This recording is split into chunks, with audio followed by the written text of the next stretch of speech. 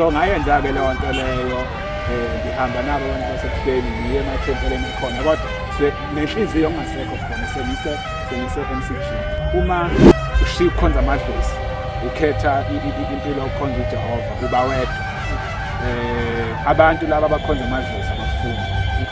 Amabandla akwaShembe athathe inkolo kaJehova ayenza inkolo yesibongo esithize.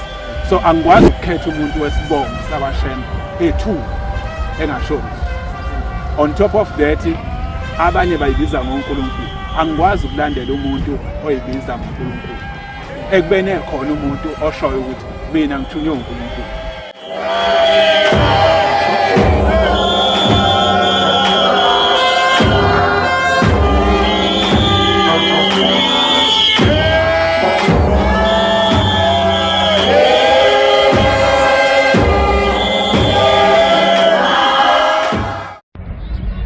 Ngiyabingelela abalaleli namabukeli be-podcast Izwi Lezulu podcast. Igama uPhendukani. I-podcast le Izwi Lezulu egxile kakhulu enkolweni yobuNazaretha nenkolo nje in general. Siyacela-ke mbukeli lapho usubscribe ku-YouTube wethu ngezansi. U-click i-notification button lapho u-like, ushare nabangani bakho ukuze le podcast umndeni podcast ukhule. Sine guest-ke yethu namhlanje sihambele ngicela uzethule baba ukuthi ubani. Yebo ngiyabingelela. Ngibingelela nababukeli be-podcast. Igama lami ngumduduzi ngokwaZulu isibongo ekhaya kuKwanongoma eKZN kodwa-ke ngokuhlala ngila eGauteng. Ngivele ebandleni laManazaretha kaNkulunkulu elaziwa ngokuthi i-NCG. I-NCG-ke iyisikole esifundisa abantu indlela eyiyo yokukhonza uJehova. So-ke njengasey'koleni zonke bonke abantu banikeza ama-duties ukuthi lo uzokwenzani, lo uzokwenzani, lo uzokwenzani. Nami-ke nginika umsebenzi wokuthi ngiserve as umshumayeli la ebandleni laManazaretha. Ngoba sazi sonke ukuthi ibandla laManazaretha kaNkulunkulu ibandla elisha elineminyaka nje mhlawumbe engango-15 years mhlawumbe. Ngicela usithi background mayelana nawe noMnazaretha ukuthi waqala nini ukuba uMnazaretha ngasiphi isikhathi uzofikela kuleli bandla. Ngiyabonga kakhulu. Yes, ibandla laManazaretha kaNkulunkulu selwenzile 15 years ngoba lisungulwe ngo-2010. Mina njengoba sengishilo ukuthi ngokuzalwa ngingowakaNongoma.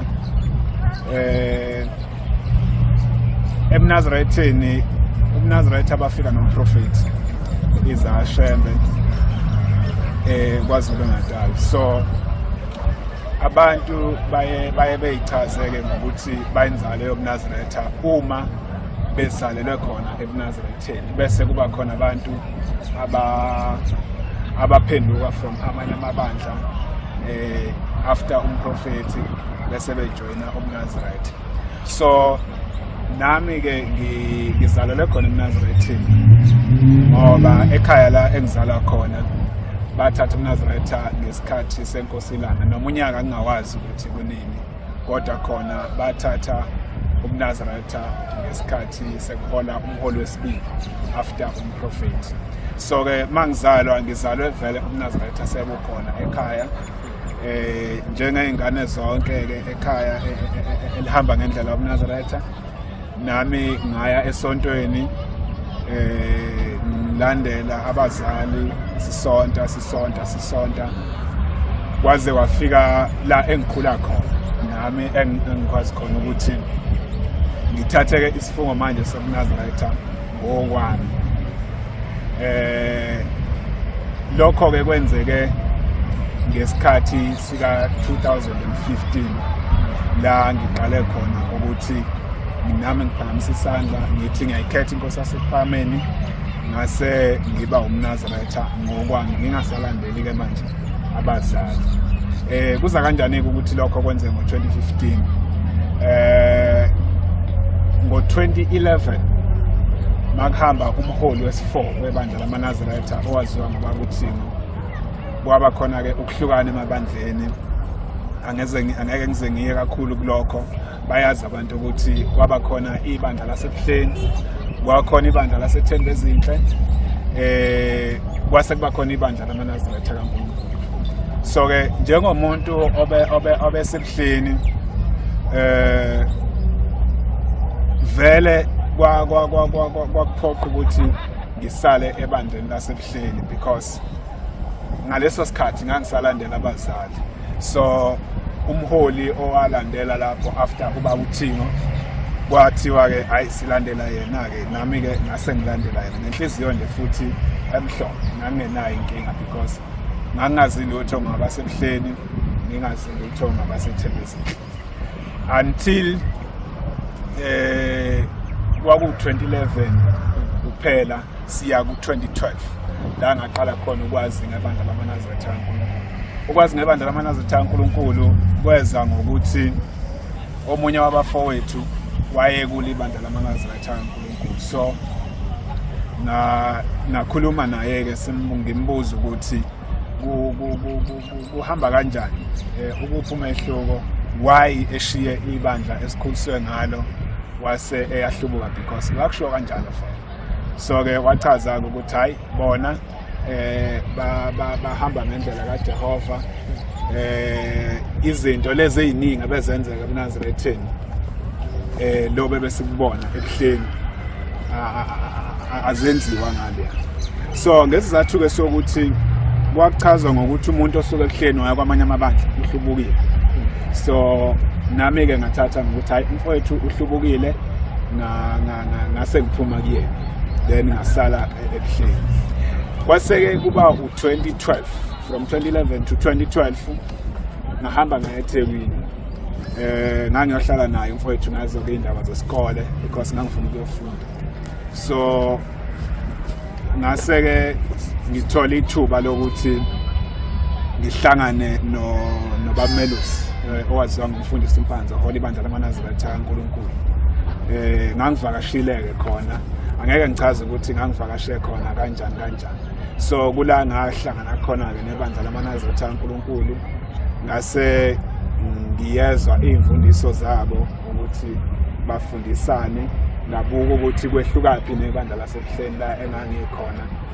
Then ngokufunda ke iBhayibheli because izinto eziningi babeyifunda phansi ubone nawe mabethi into enje ayenziwa bekufundele eBhayibhelini, mabethi into enje uShembe wathi khambe kanje bekufunde esihlabelelweni ngakubona lokho. So nami ke njengomuntu onangqondo ngabona ukuthi le ndlela esesihamba ngayo ayifani nale umprofeti ayibhale phansi, ayifani nale eseBhayibhelini. Nezinto eziningi okuthiwa wathi uShembe engenziwa bese zenziwa la sikhona. So kwangihlupha ke lokho ukuthi kanjani because singamaNazaretha why senze izinto eziphambene nesihlabelelane neBhayibheli. So I went on asking abantu abadala ekhaya, ugogo usekhona, ngambuza ngathi gogo kwenzakala kanjani ukuthi ebandleni senze ukanje kodwa uShembe ethi angenziwa kanje, yabona. So ngenhlahla kugogo wanginika nje impendulo eqiniso wathi hayi mntanami ukuzehluleke indlela kaShembe yona injengoba usho ayinjengoba senza njengamanje. Just to give you an example nje into engambuza ngayo indaba yomuthi njoba ngisho ukuthi ekhaya besamaNazaretha kodwa bekuke kwenzeka uthola ukuthi nithi nihlezi uzosekuthiwa hayi sekufika inyanga izobethela hawu nihambe ke nilapho ngamaNazaretha njani nihambe ke inyanga imigcabe inikeze insizwe and all that, yabona.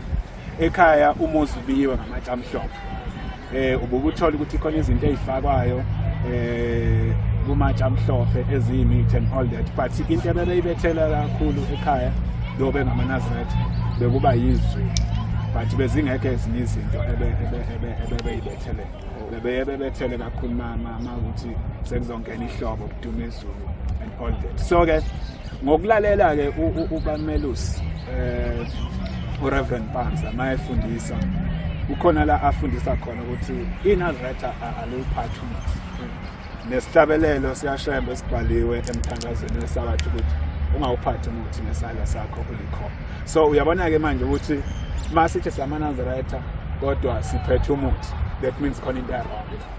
So kwangiphoqa ukuthi ngigcine ngishiyile ebuhleni ngenxa yezinto enjalo. Yes. Process ende ngiyakuza. Ngicela manje ungichazele ngama-challenges that ebandleni kuwafuna uziphila ama-challenges owaba nawo. Yo, when it comes to that angazi nokuthi ngaqala because njengoba ngisho ukuthi ebuhleni bangamanazarayitha nakhona. Uma usuka khona uya kwelinye ibandla kokuqala kuthiwa uhlubulile, then kunegama elinye abakunikeza lona okuthiwa uyiphekula. So leyo nto leyo naleso simo leso senza ukuthi umuntu ofuna ukusuka ebuhleni eye kwelinye ibandla noma uye-NCG noma uya kube nzima. Ngaphezulu kwalokho lento yokuthi ngisuke ebuhleni nge-NCG yenzeka ngemincane ngangina 19 years. Kwenzeka leyo nto leyo ngihlangana nevangeli lase-NCG. Mangihlangana nalo kwaku 2012 njengoba ngishilo ngina 19 years. Ngezwe ukuthi lento le ubamelusa asifundisa yona iyona ndlela engifuna ukuphila. Kodwa kwakunzima ukuthi ngithathe isinqumo sokuthi ngishiye ngesizathu sokuthi ekhaya bangamanazarayitha. Ukusuka khona uye kwelinye ibandla kunzima, especially uma umncane. Into eyenza kube nzima kakhulu ukuthi amanazarayitha la sibuya kona asibuhleni ahlabela amadlozi. For umuntu omncane ngokosiko lasekhaya kunzima ukuthi ekhaya ungathi angisawahlabela amadlozi. Leyo nto leyo inzima. So ngabona ukuthi ukuze ngigweme leyo nto leyo angicashe ebuhleni. Kodwa sengazi enhlizweni yami ukuthi ngizohamba vele ekugcineni because ngangilinda ukuthi ngikhule ngibe mdala ngoba kusho kanjalo ukuthi hayi ekhaya awukwazi ukwenza ukuthi ingane linda ukugana kuqali ebese uphuma kwakho umuze bese uphila ke leyo mpilo yokuthi ungawahlabela amadlozi. Kuningi njengoba ngisho ukuthi amanazarayitha asibuhleni nawase-NCG enza ngayindlela ezihlukene. uShembe wathi inazarayitha lihlanganisa notshwala, abugayi utshwala, but mina ngikhule utshwala bukho ekhaya. Kodwa mase ulalela bekuxoxela bayakutshela ukuthi ngenkathi bethatha umnazarayitha bakuchitha utshwala babungagayi ekhaya elikhulu nje. Amakhaya ke wonke anemizi. Mawungaya nje ekhaya uzofika utshela ukuthi kwathenga amehlo utshwala babungangeni khona ngoba babe ngamanazarayitha. Mawuthi benza umcimbi utshwala babenziwa kweminye imizi ungenziwa ekhaya babe ngamanazarayitha. Ekhaya imizi ke ihlukene inamagama. Khona umuzi okuthiwa likabafazi. So babengakabiwa amanazarayitha khona. So utshwala babenziwa kulowo muzi lowo bungenziwa le ekhaya elikhulu because basebenza amanazarayitha. Kodwa ngokuhamba kwesikhathi ngoba kwafika abathandazi kwafika nezangoma base-ke bebathatha bebabuyisela utshwaleni. Njengoba namhlanje nje sikhuluma amanazarayitha aseyabugaya utshwala biyangena emzini yayo, izangoma ziyangena. But mawulalela yonke leyo nto leyo yayingenzeki khona ekhaya. Yayingenzeki ekhaya kodwa futhi seyenzeka khona ekhaya. So kusho ukuthi basukile endleleni ababehamba ngayo. But-ke umbuzo wakho ukuthi ama-challenges engabhekana nawo ukusuka ngapha ngibheke ngapha. So bengipheyinta isithombe sokuthi yini eyenza ukuthi kube nzima ukusuka ebuhleni ubheke ngapha. Ezinye zezinto yizo lezo ukuthi impilo osuke usuzoyiphila ayifani neyasekhaya. And umuntu osuke emdala uyakwazi ukuthi ethi bafowethu mama noma wakhe ethi angisakwenza ukuthi sengenza. But mawuyingane ngangami njengoba ngangina 19 years kuba nzima ukuthi ungawatshela abazali bakho ukuthi angisakwenza ukuthi. So ngaleyo ndlela nga decide ukuthi angihlale phansi ngiqhubeke nokusonto ebuhleni kodwa ngazi ukuthi ngesikhathi esithile mase ngimdala ngizohamba. So ngayenza-ke leyo nto leyo ngihamba nabo abantu basebuhleni ngiye emathempeleni akhona kodwa nenhliziyo ongasekho khona sengise MCG. So ngahlala-ke kanjalo. Kwafika-ke isikhathi sango-2015 because ngahlala 2012, 13, 14 ngaze ngaphuma-ke khona ngo-2015. Ucashile? Ngilokhu ngicashile for 3 years. Ngangilokhu ngicashile. Ekucasheni kwami bakhona babebona ukuthi lo muntu lo sihamba naye kodwa ngathi akekho la useyiphekula because izinto zikhona izinto abakwazi ukubona ngazo. Into yokuqala ababekwazi ukubona ngayo kwakufanele mawusukuma uthi makuthiwa shumayela kwakufanele uthi ngiyayikhetha inkosi sibanibani besho umholi wabo ngegama. So angifuni ukumbiza because sengisebandleni lika Jehova. Mawufunda incwadi kaNkulunkulu uyasho uJehova ukuthi ungalibizi igama labanye uNkulunkulu. So umholi wakhona njengoba kuthiwa uNkulunkulu angisakwazi ukumbiza ngegama. So mawuguqa ukhetha inkosi uzoshumayela kwakufanele ukuthi ngiyayikhetha inkosi usibanibani umusho ngegama. Leyo nto leyo iyayenza ukuthi bekubone ukuthi uhamba nayo. Another thing ababekubona ngayo amafoto. Kwakufanele ukuthi ulifake ifoto lomholi wakho ukuze bebone ukuthi usena. So babebe ngiquestioneke mina ukuthi how liphi ifoto lomholi. Ngithi mina anginalo. Angithi ngingane. So mangithi anginalo bethi lithenga phela. Ngithi anginalo. So ngangidaka kanjani manje khona ukuthi ufuna ukungithengela ngithi hayi ngithengele ngangisenazi ngeke baze balona ngeke baze bangithengela but ungalithengi kwami it was intentional because ngangazi ukuthi lo muntu lo angisahambi angisekho kulabo bantu le ndlela bahamba ngayo akusiyo. So ke ngo-2015 kwagcina kuvela angifuna uqamanga ngithi kukhona usuku la ngasho khona ukuthi sengiyaphuma ebuhleni.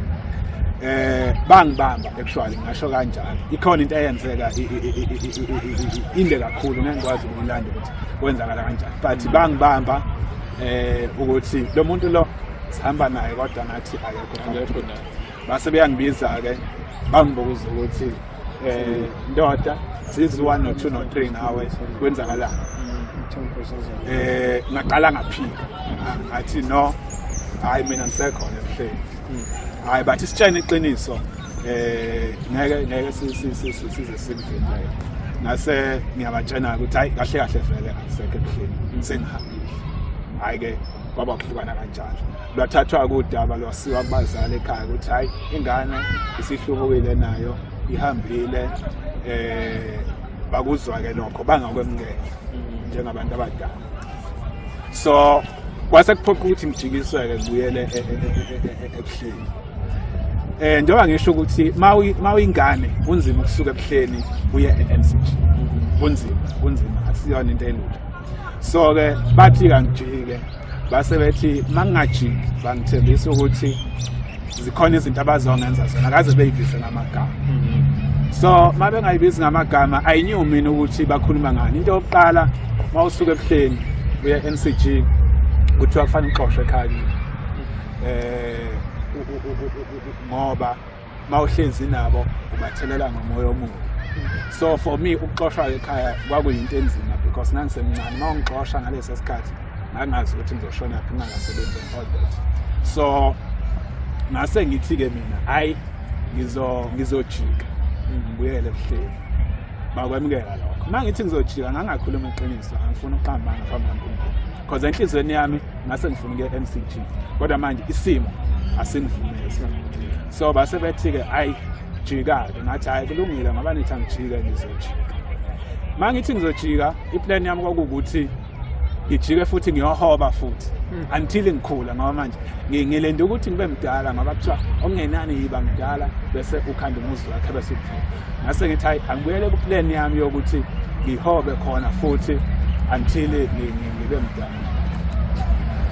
Masisendleleni because mase ngivumile ukuthi ngizojika bathi bazohamba ke bayotshana abantu basethempeleni ukuthi sengithenge mase sendleleni ebheke khona uyotshana abantu basethempeleni inhliziyo yami yaguquka futhi yathi no qhubeka ngendlela yaseMessage ngazizwa nje nginamandla ngangasabatshela because iplan yabo kwakuwukuthi bethi angihambe ngiyobhajadiswa ebuhleni umholi wakhona wayesegoli ngalesi sikhathi kwathiwa hayi ngizothathwa ngisiwe eGoli ngifike ngikhethe inkosi ngibhajadiswe ebese umfundisi uNtombela mawusuka eMCG ubuyele ebuhleni kwakuthiwa ukuthela ngami nebhakede lamanzi all day kwakuthiwa ngizohamba yonke leyo process le so ke hayi ngathi kulungile mangithi kulungile ngangazi ukuthi ngizothi mangifika eGoli nginqaba ukubhajadisa bese ngiyabala but angibatshena nebala ke bangigibeza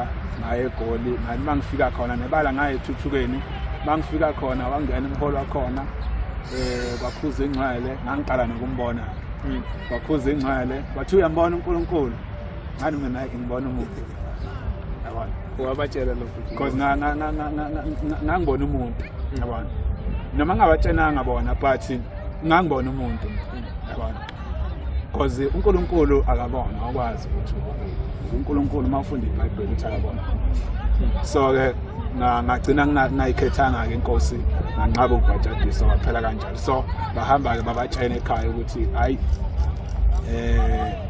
umfana unqabile ukubhajadisa ngamtshela nobaba ukuthi hayi kungahlulile ukuthi ngibhajadise kodwa siyobuya sibona ngase ngiyaqhubeka nendlela yaseMCG so kulapha ke babona khona ukuthi lo muntu lo akayimisele ngalento esithakayenza so after that ke i-challenge engaba nayo ukuthi kwase kufanele ke manje ngiphile nendlela yaseMCG ngiphume totally because bangasekho ukubakhohlisa ngase ngibatshenele ukuthi hayi ngihamba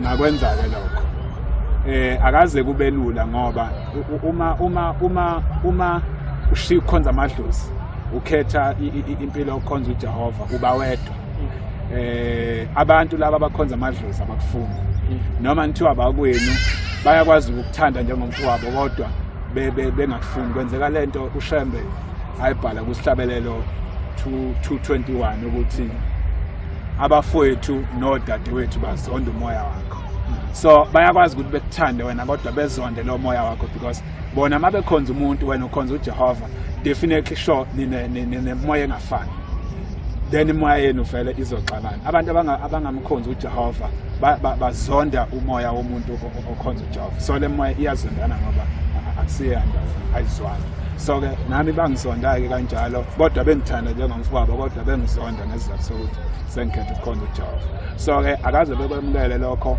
akaze kube lula ngangikhishwa inyumbazana I remember ukuthi mangifica abantu behleze endlini ngangithi ngiyangena thena liphekula bephume bebaleke bengishiye kanjalo yabona sale abafuthu la sihleli ngiphume ngedwa betshena abantu ukuthi lo ningahlali naye uzonithelela ngomoya wokuphekula uzonithelela ngomoya weSatanism so abantu abaningi babe ngibalekele leyo nto leyo yayidisturb kakhulu yayiphazamisa because wawuba wedwa noma uthi ucela usizo kumuntu angakwazi ukusiza kuthiwa hayi ningamsizi lo iphekula nabazali bami babetshela ukuthi akufanele bemukele mangibathengela iglozari kufanele bamukele into evela kimi imali evela kimi ingane yathatha yeah because awukwazi ukuthatha into ephekula wakusho kanjalo so lo nto leyo yayenza impilo ukuthi ibe nzima ngoba wonke umuntu mayekhula ukhule nasisifiso sokuthi ufisa ukuthi asupport abazali bakhe and all that so kwakunzima kodwa isigameke ngeke ngisishiye kula umne wethu ke usonta khona ebuhleni wangibiza naye ezobuza yona indaba yami ukuthi kuhamba kanjani ngamtshana ukuthi hayi ngishile ebuhleni kukanje so wasebuza ukuthi manje why ngibakhohlisile because ngisuke mina ekhaya ngathi ngiyobhajadisa eGoli ngafike nganqaba hayi ngamtshana ngathi isimo ebesingibhoqa kodwa nje bengazi ukuthi le nto ngenze so wasengisola ukuthi hey ukhohlisa abazali ungakuvuma lokho because wayehleli nje obasihlezi nje uyena eduze kwami uyeduze yime eduze kwakhe hayi ngasho ngathi hayi khona futhi kuyinto ethi ayibenjalo ngasho ukuthi bakhohlisekile abazali. So ke I think wayecasikile kodwa ke wangishaya umnewethu wangishaya ngempela yagcwala amehlo ngabona izinkanyezi ngenhlahla ukhona omunye wayekhona sasihleli sibathathu wasukuma ke wambamba wangilekelela ke ngaphunyuka kanjalo. But ukusuka khona ebuhleni ngibheke MCG akaze kube lula ngabhekana nezingqinamba ezinzima kakhulu njengoba ngisho ukuthi phakathi kwento zonke ngashawa nokushawa ngishayela nje ukuthi ngishiye ukukhonza umuntu ngathi nokhonza uJehova. So ziningi kakhulu inkinga engazibana nazo ngengikwazi ukuthi ngibalise. Alright, ngisala nombuzo. Ngicela ngoba uthi wawukhona ebuhlungu. Ngicela ungichazele manje umehluko phakathi kokukhonza ngaphansi komholi wakaShembe nokukhonza uJehova. Yeah, umehluko omkhulu kakhulu. Yini edala kube nomehluko ukuthi leli bandla esikhulele kulona lasebuhleni noma amabandla kwaShembe onke banemfundiso ethi ibandla kufanele liholo umuntu wakaShembe. Hayi okwesinye isibongo. Uyathanda awuthandi kufanele liholo umuntu wakaShembe. That is why makuhamba umuntu wakaShembe bengenayo umuntu okulungela ukuthi abahole. Bekwazi ukuthi beyothatha umuntu noma ngabe unebandla lakhe. Bethatha umuntu noma ngabe umKristu bemlande bethi sicela uzosihola because bafuna isibongo sakaShembe. Noma ngabe lowo muntu lowo ubeyiphuzela utshwala kufanele bemlande bamyekisa utshwala noma ngabe beseyidakamisweni bamyekisa idakamiswa bamgeze kahle ukuthi ezobahola. Ngoba lapha emanaseni kaNkulunkulu kuthiwani ngamawuwa. Ngicela ungichazele kabanzi ngalelo gama futhi ukuthi iwuwa yini imbizo ngamawuwa amanasi kaNkulunkulu. Angifuna ukuqamba amanga. Indaba yokuthi sibizwe ngamawuwa ngiyayiqonda ukuthi ibuya. Abasho kanjalo bathi singamawuwa ngoba siholwa umuntu ongayena wakwaShembe sibona. Mhlambe nje before ngene kulokho kusho ukuthi uma ibandla liholwa umuntu ongayena wakwaShembe ngokwesibongo bese kuthiwa lawo bantu bamawuwa, singasho ukuthi namanye amabandla mhlambe amaKristu nawo aholwa amawuwa makuthi kunento enjalo because nawo amabandla kodwa angahola abantu bakaShembe ngokwesibongo. So uma umuntu ezothi ningamawuwa ngesizathu sokuthi nihola umuntu wakaShembe ngokwesibongo, leyo nto leyo ayiwakho umqondo. Kodwa sinakho ukuqonda ukuthi leyo nto leyo ivela. UmNazaretha ibandla likaJehova kusukela endulo uJehova lenkolo wayeyinikeza uMose. Yedlulela kuYeshua owaziwa ngoJesu nabaprofeti. uShembe wafika ezovusa lenkolo kaJehova eyavuswa uMose. So uShembe leli gama elithi Shembe yigama elavela ezulwini. Lanikezwa uyisemkhulu kaMprofeti lenkathi esuka kwaZulu ebheke eHarrismith. So igama alithole ezulwini ukuthi wena uzoba uShembe igama. So ke ngokuhamba kwesikhathi leli gama lagcina seliyisibongo. Kwathi abantu abayinzalo yomprofeti basebebizwa ngabantu bakwaShembe. Then inzalo yomprofeti ke iyona ebihola ibandla lamaNazaretha. Lokho kuyaziwa ukuthi ibandla laholwa umprofeti ewakwaShembe, laholwa indodana yakhe inkosi ilanga eyakwaShembe, laholwa inkosinyanga yezulu ewakwaShembe, kanjalo bonke abantu bakwaShembe, bonke lokho kuyaziwa. Uqale ngeNCG ukuthi ibandla lamaNazaretha liholwe umuntu ongayena wakwaShembe ngokwesibongo. So ngenkathi kwenzeka lento bakhande imfundiso ethi ibandla lamaNazaretha seliyibandla lakwaShembe. Kufanele makusuka uShembe uhlala omunye uShembe, makusuka uShembe uhlala omunye uShembe. Ngiyakhumbula ngesikhathi ngisakhula kwakuze kuthiwa oShembe bayintambo into esisuka la iziyoshaya ezulwini, ayikho enye into engena phakathi kwabo, yabona. So leyo nto leyo bayikhanda yaze yayimfundiso sonkolo yokuthi leli yibandla lakwaShembe, kufanele kusuka uShembe uhlala uShembe. So mase kunjalo kuyinto efana nobukhosi bakwaZulu. Ebukhosini bakwaZulu makusuke umuntu wakwaZulu uhlala umuntu wakwaZulu, makusuka umuntu wakwaZulu uhlala umuntu wakwaZulu. Leyo nto leyo ke ayikho ebandleni kaJehova, because ibandla likaJehova alikwazi ukuthi libe ibandla lesibongo. So kuza kanjani ukuthi sibizwe ngamawulu? Kuza ngenxa yokuthi amabandla akwaShembe athathe inkolo kaJehova ayenza inkolo yesibongo esithize. Okwesibili khona ke into abayithanda kakhulu okuyisihlabelelo ngicabanga ukuthi 2:20. Bathanda leli verse elithi usomunye endlini yami ahola abantu bakho. Bathi ke ngalokho umprofeti wayesho ukuthi akuvuswe umuntu owesibongo sakwaShembe.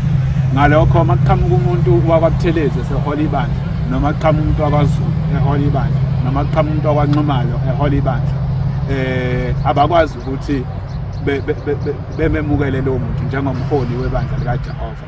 Lesizathu sokuthi lo vuso omunye basho ukuthi bathi ubhekiswe kubantu bakwalokhu njalo bakwaShembe besibongo.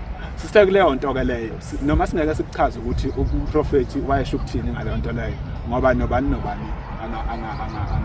angaphika ngendlela akuphika ngayo, nobani esho akushoyo. Kodwa okusididayo kukhona lapho ukuthi uma ke ngempela kuthiwa umprofeti wayethi vusa omunye endlini yami ahola abantu bakho, kulabo Shembe abakhona ababalelwa ku5 sizothi uvuse ba, because bakhona phela abakwaShembe nabo ngesibongo, nalo uthi uShembe, nalo uthi uShembe, nalo uthi uShembe. So imuphi ke ovusiwe phakathi kwabo? Awukwazi ukuthi uthole impendulo ngoba nalo uthi uvuswe mina, nalo uthi kuvuswe.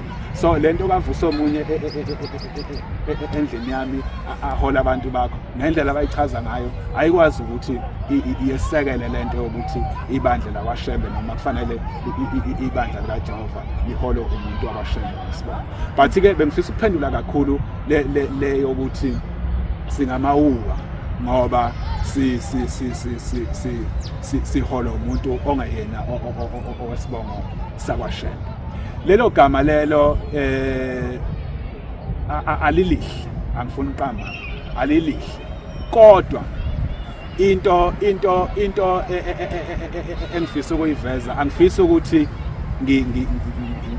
ngiphike noma ngiphikele amaNazaretha kaNkulunkulu against lelo gama. Kodwa ngifisa ukuthi umuntu othi samawu sibeke isekelo eziphathekayo ukubonisa ukuthi phakathi kwalabantu ababili yimuphi ongambiza ngewuwa, yimuphi ongakufanele ukubizwa ngewuwa. Sikubona kanjani lokho? UbaMelusi osiholayo akusiyo wakwaShembe nesibongo, siyakufuma lokho. Kodwa isizathu sokuthi simlandeliswa ukuthi imfundiso zakhe zisifundisa ngoJehova. Ma umlalela futhi ukuthi uthini, uyakwazi ukuthola ukuthi lo muntu ukhuluma u1 no2 no3 wabuNazaretha. Zonke izinto ayifundisile zibhalwe phansi. Ma uyifunda uyakwazi ukuthola ukuthi lo muntu uthi ngoJehova, uthi ngoShembe, uthi ngoJehova. Yinto ephatheka from 2010 kuze kube namhlanje. Intshumayelo zakhe zibhaliwe kuFacebook. Ma unika umuntu uthi akayifunda, umuntu okwazi ukucabanga uyakwazi ukuthola ukuthi imfundiso yalo muntu ithi. njoba ngisho nje imfundiso ayinikezwa ubamelusi engakwampanga nesibongo ukuthi akafundise abantu ngoJehova, athathe ey'ntshumayelweni zomprofeti, afunde iBhayibheli, afunde nesihlabelelo. Mawulandela lawo nto leyo uyakwazi ukuzwa ukuthi lo muntu ukhuluma u1 no2 no3 ebese umlandela.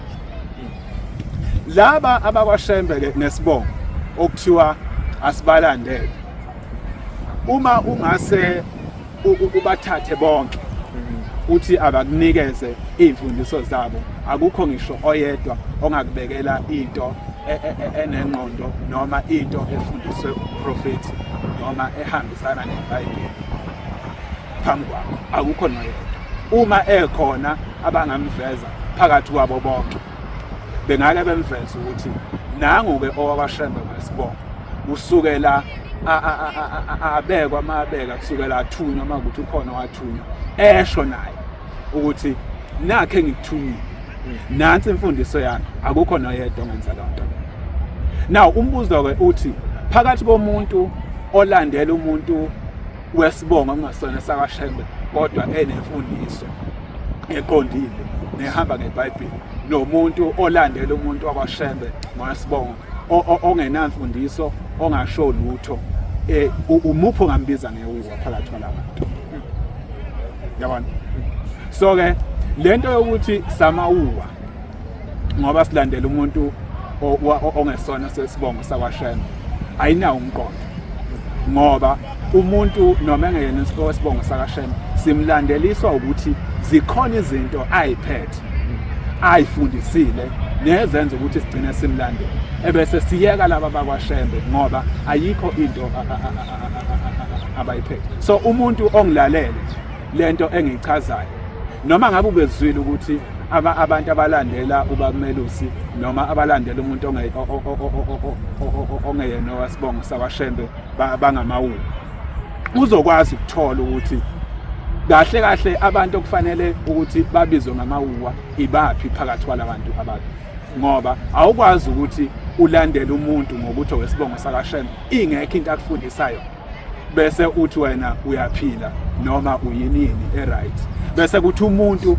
olandela umuntu ongezena wesibongo sakwashembe kodwa onemfundiso edocumented nephathekayo bese umbiza ngewuwa. Leyo nto leyo ayiwakho umqondo, because uwena olandela into engelutho ongabizwa ngewuwa kunalo muntu olandela umuntu onemfundiso kodwa ongayena owesibongo sakwashembe. So le nto yokuthi ke thina amaNazaretha kaNkulunkulu sibizwe ngamawuwa ngokuthi silandela umuntu ongayena owesibongo sakwashembe, akusiyo into engaze nje isikhuphusele ushukela kangako, ngoba masuyichaza kufanele kuzwakala ukuthi masithi asikona amawuwa sisho ngani, njengoba ngisho ukuthi nansi imfundiso. So angikwazi ukukhetha umuntu wesibongo sakwashembe ethu engasho lutho. On top of that, abanye bayibiza ngoNkulunkulu, angikwazi ukulandela umuntu oyibiza ngoNkulunkulu ekubene khona umuntu oshoyo ukuthi mina ngithunywe uNkulunkulu. So ngizolandela lo muntu wakwashembe ngokuthi ngifuna isibongo, ngiyeke umuntu ongifundisa into eqondile ngoNkulunkulu ngokuthi akayena wakwashembe. Lo nto ayiwakho umqondo. So in this case mina nalento engichazayo ngibona abantu okuyibona abalandela izibongo kuyiba amawuwa laba okuthiwa abalandeli umuntu wasibongo sakwashembe abakwazi ukubhekisa. Yeah, hayi indaba enje ngiyayibona. Ngicela sibuyele manje ekutheni usungenele NCG ebandleni lamaNazaretha kaNkulunkulu. Ngicela manje ungichazele ukuthi amaNazaretha siyabona ukuthi adumisa uNkulunkulu ngokusina nangokuhlabelela. Sacela usichazele kabanzi ngalokho ukuthi kusukaphi, ngoba kubonakala ngathi isintu sakaZulu kusukaphi. Ukuhlabelela nokusina into ebikhona kwasendulo. Njengoba ukhuluma ngesintu ukhuluma nangeinto zakaZulu nayo yonke le nto leyo. Zikhona izinto ezinjalo. Njengoba ngishilo ukuthi thina ekhaya sithatha ubuNazaretha lesikhathi senkosila. Before siba amaNazaretha sasithina sihlabelela. Amaculo akwaZulu akhona amaculo ayahlatshelela ongabona ubuNazaretha. So ukuhlabelela nakhona esintwini kukhona. kodwa la enkolweni kaJehova noma enkolweni yomNazaretha indaba yokuhlabelela nokusina sizwa ngayo mawufunda incwadi kaExodus 15 ngenkathi abantwana bakaIsrael bewela ulwandle olubomvu uJehova wenza isimangaliso wavula ulwandle bawela kwathi abaseGibhithe mabengena phakathi lwabagwinya ulwandle lithi ke iBhayibheli ngenkathi selibagwinyele ulwandle abaseGibhithe uMiriam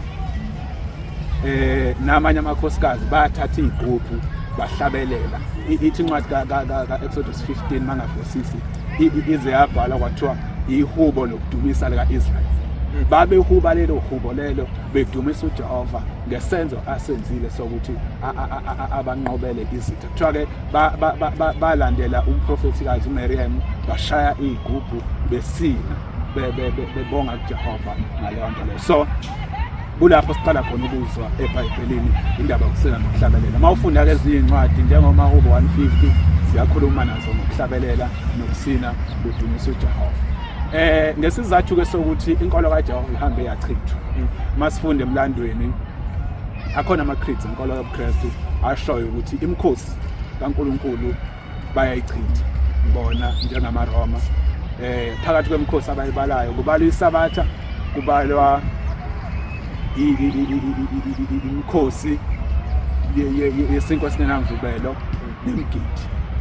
I-creed yamaKristu ithi bachitha ngisho indlela yokudumisa kwabo ukukhonza emathempelini nayo yonke lento. So bayichitha ke le nto leyo yaphela. That is why emabandleni obuKristu bengazi lutho ngendaba yokuhlabelela kuJehova, ukubela uJehova nokusinela uJehova. Into abangasebenza mhlawumbe ukudansa kodwa mawungathi akusini usinela uJehova abakwazi ukwenza kanjani lento leyo. Kodwa ke ebandleni lamaNazaretha sibe nenhlahla yokuthi ngenkathi umprofeti ethunywa wasifundisa indaba yokusina wasifundisa namahubo avela ezulwini. So lamahubo lawa aseyihlabelelweni avela ezulwini afika nezingilosi zawaletha kumprofeti zamfundisa ukuthi ahlatshelelwa kanjani asinelwa kanjani. So ukusina nokuhuba ukutshela uJehova lokho esikwenza eNazaretheni kuyinto eyavela ezulwini sayifundiswa umprofeti. Njengoba ngishilo ngathi nabantu besintu bayasina mawungayezwe ngokwehlukana kwazo soya kuMaswati wafica esina mabesina zikhona ingoma abayihlabelelayo kodwa mawungasubabuza ukuthi lezi ingoma bayithathe mhlawumbe naye bekwazi ukutshela. NamaZulu ayayishaya ingoma zabo zinhle zimnandi kodwa ayifani nezingoma zomNazaretha. So indlela yokuhlabelela kwamaNazaretha nendlela yokusina kwamaNazaretha i-unique kokunye ukusina okukhona nokuhlabelela okukhona because yavela ezulwini yalethwa kumprofeti izingilosi zambonisa ukuthi uhlatshelelwa kanje usinwe kanje. So indlela abahlabelela ngayo nendlela abasina ngayo ayifani. Kukhona esithwini kukhona kuyo yonke indawo kodwa kukhona nawo komNazaretha okungafani nokwayo indawo. So yes kukhona ukusina eNazaretha. Mawubheka inhloso kaNkulunkulu ngokuletha ukusina ngokuletha uNazaretha ngokusina yini inhloso yakhe kahle? Angeke ngiqinisekise lapho ngoba izinto ezenziwa uNkulunkulu uNkulunkulu enza into noma ningayenza nina nazi ukuthi lento sidumisa ngayo uNkulunkulu. Mhlawumbe ungagcina uthi hayi inhloso yakhe kwakudumisa kanti ikhona enye inhloso ayi. So ngeke ngimkhulumele uNkulunkulu kulokho kodwa ngenkathi uNkulunkulu ethuma umprofeti inhloso yakhe kwakuwukuthi abuyise inkolo yakhe because yasichithile. Lezi zinto lezi zokuhlabelela nokusina sidumisa ngazo uJehova izona esihambisa ngazo udumo uJehova. Kusho ukuthi mawusiphuca zona asisakwazi ukuthi sise udumo kuJehova ngokusina. So esikwaziyo ukuthi uJehova ngokumkhubela nokusina phambi kwakhe uyadumisela ngoba ushilo wathi ufuna ukuthi adumiswe. So ileyo inhloso esiyazi ukuthi inhloso kaNkulunkulu ngalezi kwakuwukuthi adumiseke ngazo ayikho enye. Hayi ezwakala. Into engifuna ukuyibuza ke manje ukuthi ngoba uNazaretha busagcile nje la kaZulu buya kanjani kwezinye izizwe uphuma kanjani la South Africa buye kwezinye izizwe noma kule province le yakwaZulu kulele kutheni senze lokho umprofeti Isaiah Shembe asifundisa khona ngoba mawufunde ihlabelelweni ushilo umprofeti ukuthi leli yizwi lomema limema bonke abantu uzethi abansundu nabamhlophe liyabamema kwezinye ihlabelelo zakhe uthi hambisani lezi indaba ziye kubona wonke umhlaba nihlaleleni nalezi indaba ulambile umhlaba kusho ukuthi le nkolo yomNazaretha kufanele ihambe iye ezweni zonke ukuthi ke ihamba kanjani kufanele ihanjiswe abantu abathunyiwe ukuthi beyihambise abantu bethunyiwe baye belaleleke lo bathumile ukuthi uthi abenze kanjani manje abenze kanjani manje abenze kanjani manje abenze kanjani balalela lo bathumile bese benza lo obathumile so ulele kubantu abathunyiwe ukuthi yini abangayenza ukuthi lelizwi lifinyelele ezweni zonke njengoba umprofeti eshilo ukuthi alihambe lezweni zonke alihambe emhlabeni wonke kodwa into ewukhiye ukuthi alibe yiqiniso la elikhona liqonde bese liphuma liye emhlabeni wonke because malingase liqoveke la kuzophuma into engayona then umhlaba ngeke ukwazi ukuyamukela lento angikunike nje just a typical example uma la enkoleni yomNazaretha kuzoba nomholi okuthiwa uNkulunkulu bese nithatha leyo nto nithi uNazaretha nihambise emhlabeni wonke noma kwezinye izizwe kusho ukuthi nizobe nehlulekile ukwenza lento uShembe ayishilo ukuthi leli ivangeli aliye emhlabeni wonke because ezinye izizwe nasemhlabeni wonke abantu bayazi ukuthi uNkulunkulu uJehova akabona so mawuletha umuntu obonwayo usuthi uNkulunkulu then angeke bayamukela le nto leyo because abantu bayazi ukuthi umuntu lo uJehova so kusho ukuthi leyo ndlela enizobe nihambise ngayo uNazaretha ezweni zonke nasemhlabeni wonke izobe ehlulekile so indlela engasebenza yokuthi ivangeli liye emhlabeni wonke nasezweni zonke ukuthi lento umprofeti asifundise yona sithathe njengoba injalo bese siya nayo ezweni zonke masisuka la sezweni zonke sifike sijala ukuthi uShembe umprofeti kaNkulunkulu sikhonza uJehova ngokwenza lokho uShembe asifundise khona bazoyemukela abantu bonke uma ufika ezweni zonke izizwe zonke inamasiko azo mawufika uyinikeza isiko lasezulwini sizoyemukela la nto leyo so that's the way engenza ukuthi ivangeli likwazi ukuphuma liye hayi sengilokhuza siyabonga kakhulu sengigcina ngizokubuza umbuzo ngifuna kahle waluleke umuntu osakhulayo oyintsha ukuthi enze njani ngabe uNazaretha buyikhaya elide umuntu omusha osakhulayo sithini isaluleko sakho ngalo kakhulu iseluleko engasinikeza intsha ukuthi ayifunde intsha ayilifunde iBhayibheli ayisifunde isihlabelelo samaNazaretha ayifunde nezincwadi zomlando why ngisho njalo lokho ngikushiso ukuthi ngizalele eNazaretha mawukhula ungafundi utshene ukuthi gcina isabatha kodwa ungafundele ukuthi leli sabatha aliphumayo utshene ukuthi ungahlangana nomuntu wesifazane ungashadile uyayitshena leyo nto leyo akukho la efundwa khona leyo nto leyo uyakwazi ukuthi uyithathe uyigwine uyikhole uphile ngayo kodwa ingozi ekhona ukuthi mase kufika into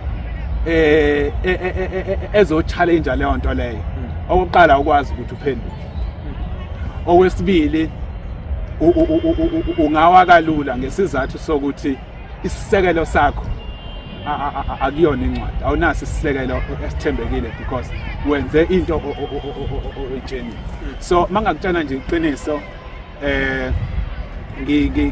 ziningi izinto engikhule ngizenza eNazaretheni kodwa ngingazi ukuthi ibhalwe because bengafundi iBhayibheli ngingafundi isihlabelelo so leyo nto leyo yenza ukuthi makufika umuntu ebese ekutshana ukuthi khonza amadlozi ma ungazi ukuthi kukhona la kubhalwe khona ukuthi ungakhonza amadlozi vele uzowakhonza.